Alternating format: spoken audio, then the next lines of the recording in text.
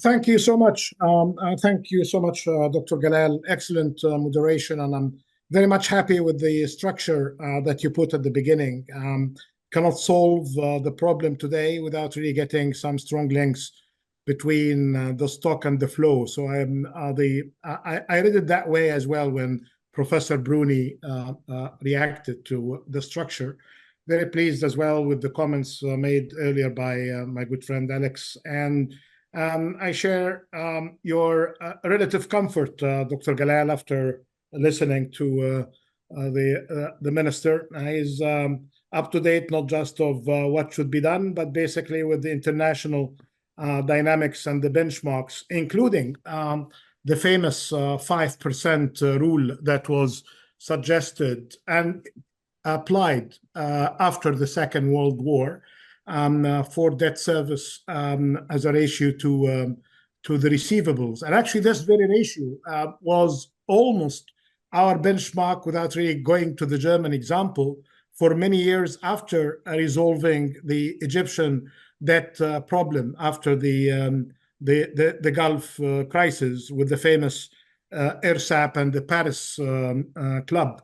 But today is different, and for reasons mentioned by all of the three speakers, who are not in 1990, who are not in 2000, who are not even in 2015, when the Finance for Development framework was suggested. But perhaps to recap, and I don't like to break the flow of the discussion, because I will not have time, and perhaps the rest of the discussion I'll take while I'm driving, which is dangerous, especially if you are not driving in the roads from Banha to Midghamr, but to in DC from Bethesda. But I'll have a few slides, if you don't mind, our excellent moderator, Dr. Galal, helped by Habiba, just to recap, and then I will suggest what's really happening. And I agree as well with Professor Bruni that yes, there are many technical discussions, but without the political leadership, nothing will happen. I still, in a discussion a couple of years ago with Anne Kruger, her 2001 proposal, I thought it would have been fantastic to have it and build on it rather than having nothing. I know that employers, including me so far at the IMF, are constrained, but let me just, out of honesty, the common framework is not functioning, and the sovereign roundtable is not functioning as well. So we don't really have a solution to the problem if we're leaving it to the G20 modalities. And I'll be super fast because we're all time constrained. And yes, Habiba, if you can just go into the second slide. And to your point, Dr. Galal, about the stocks, this is not the first stock that have been accumulated. And based on the good work by Ayhan Koz and his team at the World Bank, we are in the fourth wave. The three waves, despite the fact that we are being reminded that if each time is different in details, but the accumulation of the waves or the accumulation of the stocks have been all of the same. Countries desperate to grow had an opportunity borrowing at a lower cost, and then disruptions happen when interest rates get higher than the rates of growth. Typical, boring as it comes, from the first wave of Latin America and the Caribbean to the second wave that started in the 90s, didn't end until we are reminded with a third wave with a global scale, not just the borrowers of the emerging markets and developing economies do mistakes, but basically the gurus of the trade had the biggest mistake in recent history in the suboptimal borrowing associated with the mortgage crisis and all of that. And now we are in a fourth wave. And the bad thing that early warning indicators have been with us and people ignored it.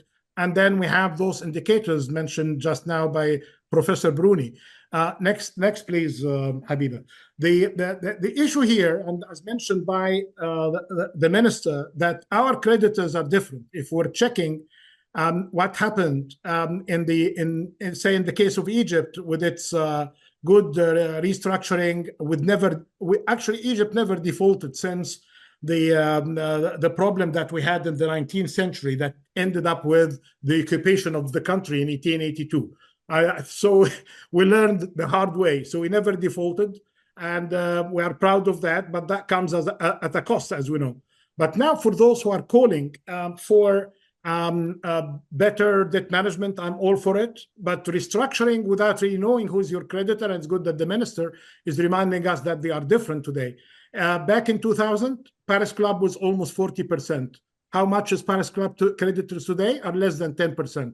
The London Club is less than they used to be. IMF with the World Bank still at their old ratios, more or less, especially for countries like Egypt. But again, it's basically those that you cannot really deal with in the way that you dealt, say, during the Paris Club, World Bank, IMF deal of the early 1990s for Egypt.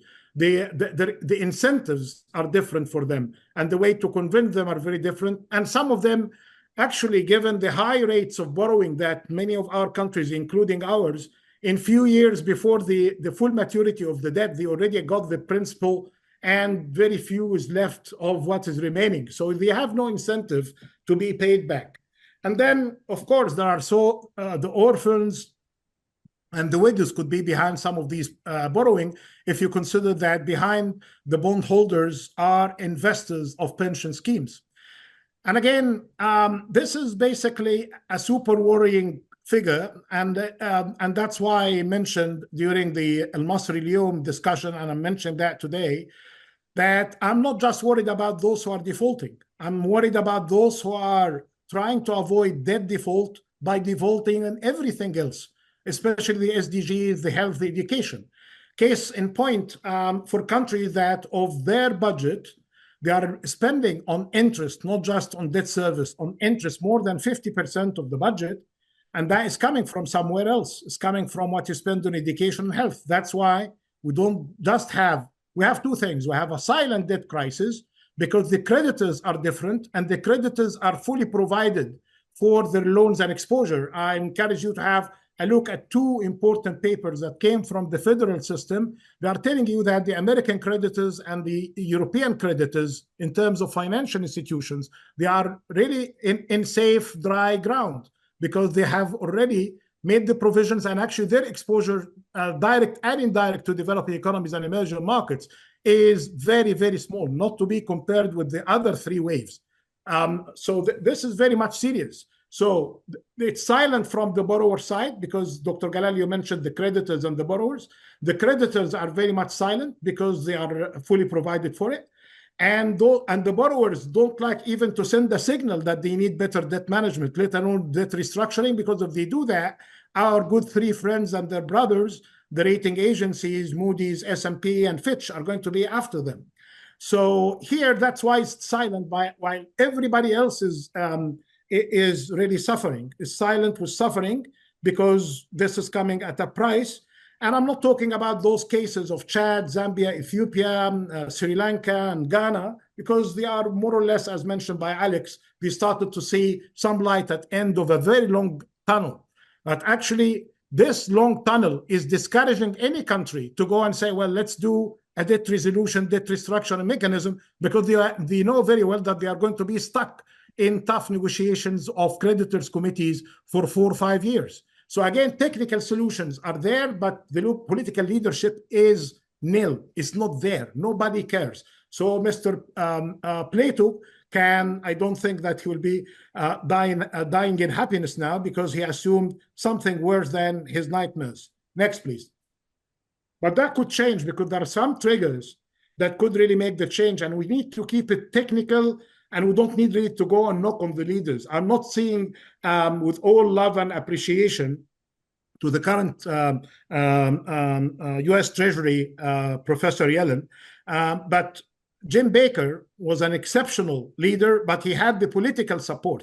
I bet that Madam Yellen is no less of a leader than him, but without really the ecosystem supporting that, from the Congress to the administration, and the same for Europe. I'm not seeing anything coming as we have seen during Jim Baker's time, for instance. So we need to be realistic, keep it technical, and then push on the policy. And then there could be things that could be done with Minister Kojuk and his colleagues, perhaps, and I congratulate Dr. Abla for the CAIRO Forum, perhaps a CAIRO club that I'll discuss some details with him that could be useful, because this is going to be the thing that I'll be doing most of in the next 2 years as part of my work as a special envoy, I'm taking the responsibility in trying to provide technical solutions for that and mobilizing political support, not necessarily at the G7 level or even the G20, but basically for countries that can really help themselves getting out from this crisis. Meanwhile, DSA is not really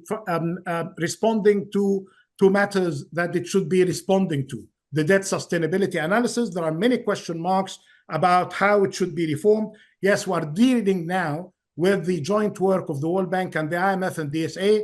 They are reconsidering some matters, which debt indicated that they should be using, considering local versus foreign currency debts, choosing the right discount rate and the DSAs, and dealing as well with problems of over-optimism or sometimes over-pessimism in what the DSAs can be doing. And actually, on these indicators, one of your friends, Dr. Galal, Larry Summers, challenged the use of that indicator to be the debt to GDP. And he's encouraging everyone that please use more the indicator that Minister Koshuk mentioned. It's the debt service that matters, because debt as a flow GDP, to relate to it, how can you monetize it? How can you use it there? And there is a very lengthy paper by Professor by Larry Summers, who happens to be a professor as well, and Furman, who was an advisor and professor. They know what they are talking about from technical perspective and policy perspective. So we cannot really go and calm the politicians down and the leaders down. No, you are in the green zone, while another indicator, more critical, like the debt service, is not telling us that. And if we take as well how much you spend of your budget on debt service, we need to be careful about that. And this is all about the external debt. What about the domestic debt? And actually 30 years ago, in another, I'm appreciating the partnership with Konrad Adenauer, but with Friedrich Ebert, I suggested the establishment of a CAIRO club that should take care as well of the domestic club, if that was when the time of Paris and London clubs were active. But domestic debt needs really to have some sort of solution, because people tend to take it for granted. It's not really as high politically in terms of its dangers. But actually, everybody ends up paying for it, because we know how to pay for the domestic debt. More inflation. That's it. They call it nicely borrowing from the central bank, but there is no such a thing as borrowing. It's basically that you inflate the system to deal with the matter. Next, please. So yeah, I spoke about that during the previous slide, and actually, there is an opportunity, because we know that policy rates are coming down with the Fed sending signals. But here, either you do it right or wrong. And I wrote actually 4 articles about that under the title of Life After Death. As an ancestor of the pharaohs, we are always concerned about what happened after death. But death is near death for some countries. So I say, well, there are solutions that we can deal with. There is the usual solutions: better management. Don't get the liquidity management problems to push you into insolvency matters. Actually, 2 of the 4 cases I mentioned of debt default had mismanaged their liquidity, and they pushed themselves into insolvency. But again, there are other things, including how not to get into that trap, because I know that some people celebrated the decline in the interest rates, because that means another opportunity for them to knock on the international markets. I agree with Minister Koshuk, that's not easy. You cannot sleep today indebted and then tomorrow you'll be in a safe horizon. No, but I think the opportunities could really be enhanced in order to do a better job in this. But as he said rightly, it should be a national priority, because not just about whatever he can do with the magicians of the Treasury of Egypt or with the central bank, they can solve this problem. It's basically about the growth model that we're using, and the issues that you started with, Dr. Galal, about this issue of savings or dissaving. And it's not just about the household sector, it's the fact that the private sector is not saving adequately, and the government sector is not saving, actually, because of the losses that incurred in commercial and economic terms. We do not really have the kind of gross national saving that can enable us to grow without relying too much on foreign savers. Next, please. Yeah, this is just, I'm attributing some of this discussion about the waves to important work that Ray Dalio, have mentioned about these kind of short-term, long-term cycles. And actually, this is a very lengthy discussion. And again, I'm happy to speak about it further if there are questions. But actually, 2 of the 4 articles I mentioned is basically about this issue of the short-term, long-term waves of debt. Next, please. Yeah, initiatives. Everybody and her sister and brother at the global system, they have initiatives.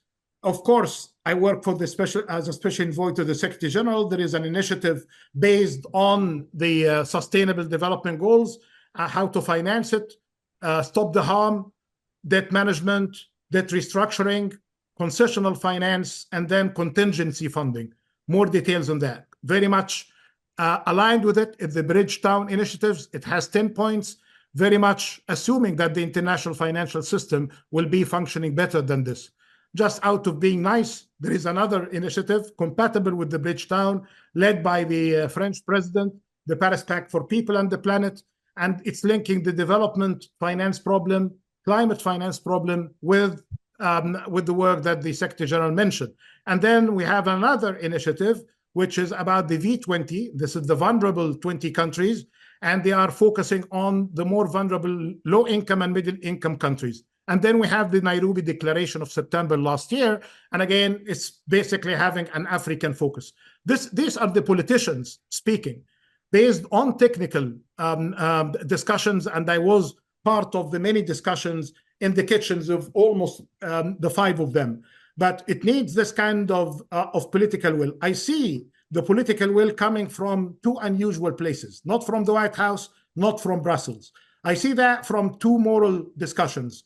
One, perhaps by the Pope, and I hope as well by the Imam, that the next year is going to be the Jubilee year. And there could be opportunities, and I agree with Alex, it's different from the days of HEPIC, but HEPIC was the highly indebted poor countries initiative, was supported by the Pope and by the Pope then. And I think we can really benefit from that, because some of those creditors could listen to the Pope but may not listen to presidents, especially that they are not doing anything wrong, so the regulators cannot really penalize them. The other thing is the moral debt that Esther Duflo is saying, that advanced economies, including the Europeans, responsible for the emissions.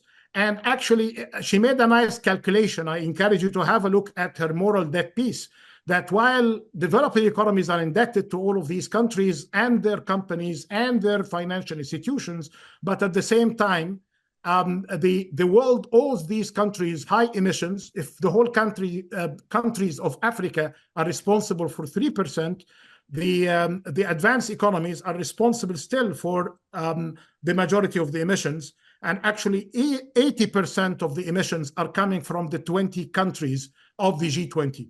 So here there could be some sort of an arrangement in this kind of a moral perspective. And finally, I'm dealing with the stock and the flow at the same time. If you can skip this one, because this one will capture it all, Habiba. Yes, it's about this development model and the growth model. As I was trying to say the other day, every country has a development model, including us, the beautiful 17 SDGs, the Ru'ya of Saudi Arabia on 2030, the 2030. Egypt has its own vision 2030. So all of that need a revision. And during the annual meeting, there will be many sessions about the new growth model: inclusive, green, competitive, digital transformation, support. And I encourage you again, please, to look at the piece by Mario Draghi in his competitiveness report and what types of investments are required in order to have an enhanced growth model. This is not just an African problem or an Egyptian problem. It's a global problem that we need a growth model adequately funded in order to deal with the issues of investment in human capital, in infrastructure, and in resilience. What to do then with all of that? And the minister and his colleagues would be very much involved in discussions and negotiations from now until June in the finance for development model, how to get the public, private, domestic, external finance supported by a better trade system with adequate debt management, with more support from the STI, science, technology, innovation, with better data system in order to feed better information to those who are modeling the growth and those who are investing in it. This is the big problem that should be starting with a resolution now, because countries cannot really wait for another 10 years, which is basically the lifetime of the new finance for development model to fix the debt problem that is getting the best out of their education, health, and their very livelihood. Over to you. So just a quick response to the excellent comment by Dr. Maha. Joining others is not a bad idea, but every case is different. So far, WACO has a unified African position. And actually, in some of the aspects of the work, we could be doing well as well with countries from Latin America. So I will not limit it to Africa, but basically to see some, not just like-minded, but countries with the same position, because people are in fear. If they start to get together, this may already send some signals to rating agencies. And again, as much as some of our countries are dependent on the market, they don't need to send these signals. The second point, and very quickly, it's all about the growth model. And actually in Egypt, not beyond, a growth model that had been there, more thirsty for borrowing than private sector finance, than private sector investment, is under revision. This is basically what the current IMF program is about. This is basically what the Egyptian government has been saying. And it's all about monitoring that through the parliament, and needs to go beyond the transactions into seeing something that we can really consider as an economic policy for Egypt beyond the IMF program itself. So I will not believe it until I see this policy drafted. I will not believe the policy and its draft until I see it implemented. What we see is basically some signals in the right direction, on less dependence on debt instruments, more into the investment side. But a bigger job should be happening where the whole investment, where is it going to be coming from, which is the big question that we started. This was the first line mentioned by Dr. Galal. It's a savings problem more than an investment or a growth problem if we want really to have the funding problem resolved. And there is a domestic resource mobilization issue that needs to be resolved as well. So it starts and ends with the Minister of Finance again.